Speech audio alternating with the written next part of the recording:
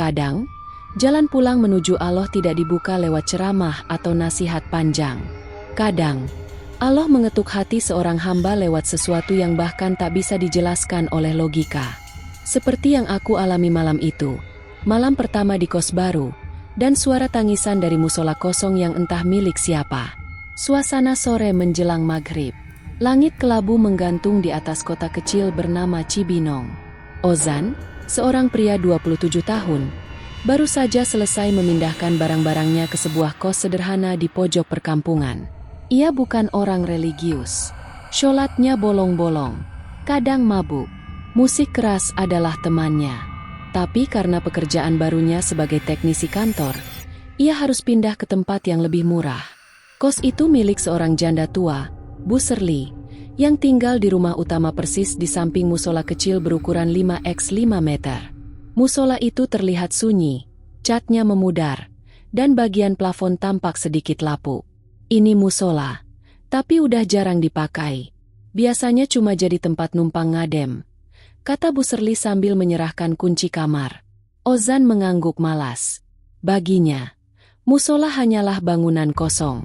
Malam harinya, hujan turun deras. Petir menyambar.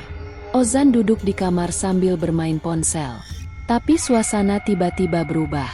Tepat jam 11 malam, terdengar suara tangisan lirih. Bukan dari kamar sebelah, bukan dari luar, tapi dari arah musola kosong di samping kamarnya. Tangisan perempuan, pelan, tapi memilukan. Seolah seseorang sedang menyesali sesuatu dengan sangat dalam. Ozan mematikan musiknya. Apaan tuh? Gumamnya. Ia buka jendela. Kosong. Musola gelap. Terkunci. Tak ada siapapun. Tangisan itu berhenti seketika. Tak ada jejak kaki. Tak ada bayangan. Hanya gemuruh hujan dan kilat yang sesekali menerangi halaman musola. Ah, mungkin orang lewat, pikirnya. Ia mencoba tidur. Tapi malam itu, suara tangisan kembali terdengar. Kali ini lebih jelas, lebih dekat, lebih menusuk ke hati. Aku pikir itu cuma ilusi. Mungkin aku kelelahan. Tapi malam itu adalah awal. Awal dari sebuah perjalanan yang tak pernah kupikir akan kulalui. Karena ternyata, suara tangisan dari musola kosong adalah panggilan yang tak bisa kuabaikan. Tangisan itu bukan sekali, bukan juga 2 kali, tapi datang setiap malam. Tepat saat semua orang tertidur. Dan anehnya, tak ada seorang pun di sekitar musola yang pernah mendengarnya, kecuali aku. Pagi harinya, Ozan duduk di teras kos sambil menyeruput kopi sachet. Tatapannya kosong menatap musola di seberang. Datanglah Reza, tetangga sekamar sebelah. Masih muda, berkacamata, anak kantor juga, tapi berbeda dari Ozan. Reza selalu pulang cepat dan tak pernah melewatkan sholat 5 waktu. Zan, lo kenapa pagi-pagi begini? Nggak tidur? Tanya Reza sambil menyalakan rokoknya. Ozan ragu, lalu menjawab pelan. Lu dengar suara nangis nggak tadi malam? Dari musola. Reza menoleh, keningnya mengernyit. Tangisan? Musola itu mah sepi. Udah lama kosong. Kuncinya aja cuma dipegang Bu Serli. Ozan mengangguk, tapi raut mukanya makin gelisah. Sore hari, seorang gadis datang ke kos membawa tas ransel. Namanya Amel, mahasiswa tingkat akhir jurusan psikologi yang pindah ke kos putri di belakang rumah Bu Serli. Pembawaannya tenang, lembut, dan sering mengenakan gamis serta kerudung besar. Ozan sempat melihat Amel dari jendela. Ada rasa asing muncul. Bukan tertarik secara fisik, tapi ada aura berbeda dari gadis itu. Entah kenapa, tatapan Amel saat menoleh ke musola terasa dalam. Seperti mengenang sesuatu. Hujan kembali turun. Petir menyambar. Dan jam menunjukkan pukul 11.07 malam. Ozan yang sudah bersiap dengan lampu kamar menyala, tiba-tiba merasakan dingin yang menusuk. Bukan dari cuaca, tapi dari dalam hatinya. Ia mendengar tangisan itu lagi. Pelan, penuh sesal. Tapi malam ini, berbeda. Tangisan itu disusul suara pintu musola berderit. Padahal siang tadi, Ozan sempat lihat sendiri, Bu Serli mengunci musola itu. Bahkan ia melihat sendiri kuncinya disimpan di rak dapur. Dek! Ozan bangkit dari tempat tidur. Ia menuju jendela. Dan kali ini, ia melihatnya. Siluet seorang wanita duduk di tengah musola, menghadap kiblat, dengan tubuh terguncang menangis. Tapi yang aneh, wajahnya tak terlihat jelas, seperti tertutup kabut. Tapi aura kesedihannya menekan dada Ozan. Ozan nekat bertanya ke Bu Serli. Bu, semalam ada yang buka musola? Bu Serli menggeleng cepat, lalu berkata, "Nggak ada, Nak. Musola itu udah hampir 2 tahun dikunci. Kuncinya pun nggak pernah saya kasih siapa-siapa. Lah wong saya simpen di rak belakang dapur kok." Ozan menelan ludah. Tangannya dingin. Ia mulai merasa bahwa yang ia dengar bukan dari dunia yang sama.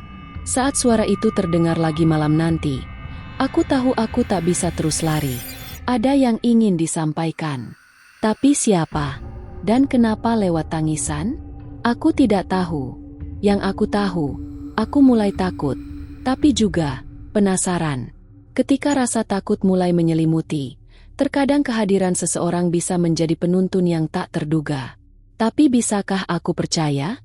Ataukah ini malah membuka pintu-pintu lain yang lebih gelap? Malam itu, suara tangisan kembali terdengar di musola. Ozan berdiri di depan pintu kamar.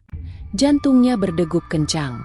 Tiba-tiba, ketukan pelan terdengar di pintu kosnya. Ozan membuka pintu, dan di sana berdiri Amel. Wajahnya tenang tapi matanya penuh arti. "Zan, aku dengar suara itu juga. Dari awal aku pindah, aku merasakan sesuatu di musola itu," kata Amel pelan. Ozan tercengang. Ia belum pernah bicara apapun soal suara itu ke Amel. Amel mengajak Ozan keluar menuju musola, berjalan pelan di bawah rembulan. Saat mereka sampai, suara tangisan muncul lagi, lebih kuat. Amel mengangkat suara bacaan Al-Quran dari dalam tasnya. Tangisan itu bukan suara manusia biasa. "Jan, itu suara penyesalan yang sangat dalam.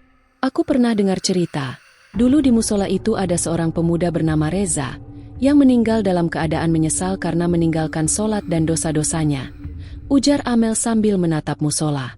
Ozan terdiam, membayangkan cerita yang baru saja didengar. Amel menambahkan, "Mungkin roh itu masih menunggu pengampunan.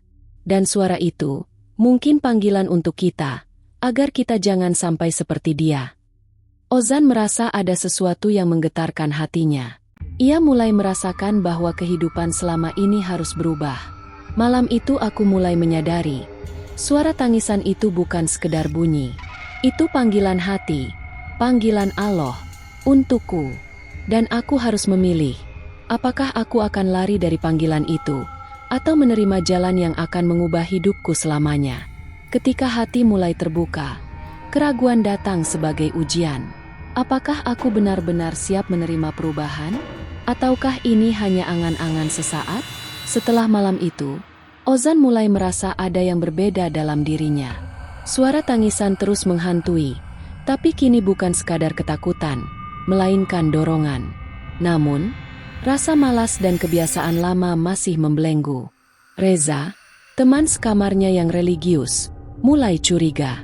"Zan, lo kenapa akhir-akhir ini kayak orang bimbang? Lo tahu, hidup itu pilihan. Kalau lo terus-terusan ragu, lo cuma buang waktu," kata Reza. Ozan hanya diam. Ia sendiri bingung harus mulai dari mana. Suatu malam, Amel datang membawa sebuah buku kecil berisi doa dan zikir. "Ini, Jan, coba mulai dari sini. Aku juga belajar dari situ. Dulu aku sempat terjatuh, tapi Allah kasih jalan."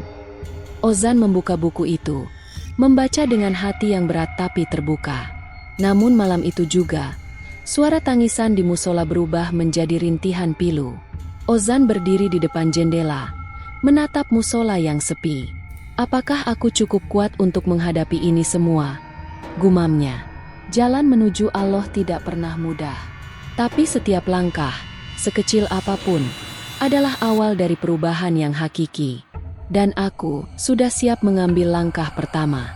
Kadang, yang paling sulit bukanlah melangkah ke depan, tapi menghadapi bayang-bayang masa lalu yang terus menghantui.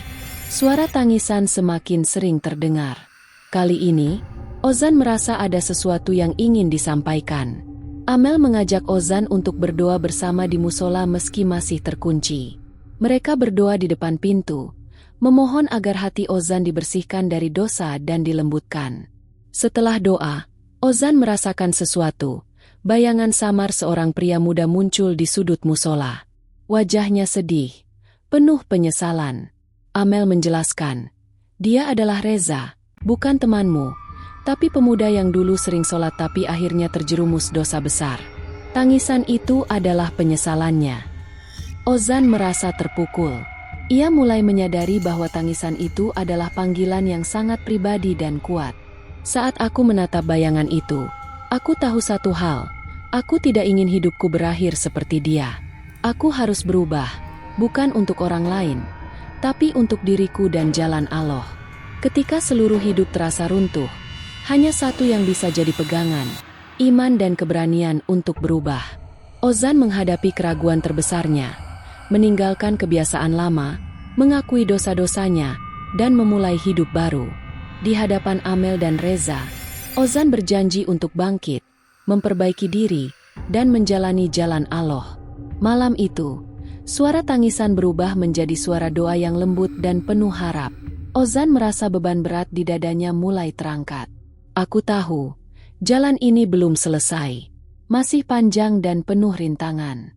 Tapi aku tidak akan berjalan sendirian. Aku telah memilih jalan Allah.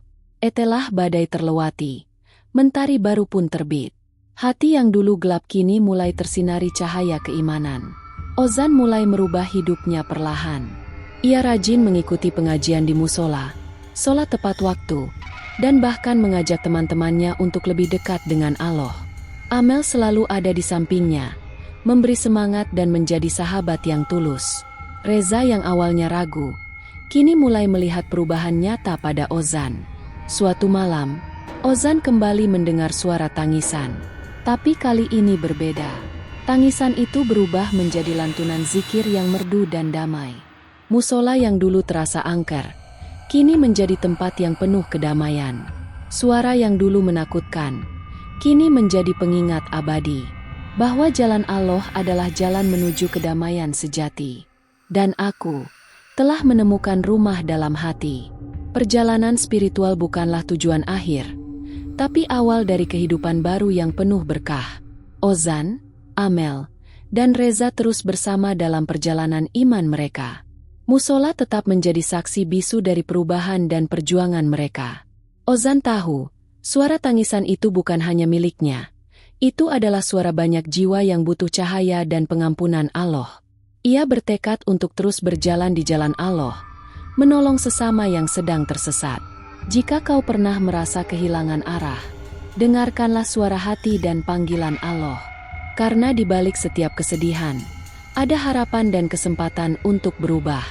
Jalan Allah selalu terbuka bagi siapa saja yang mau melangkah.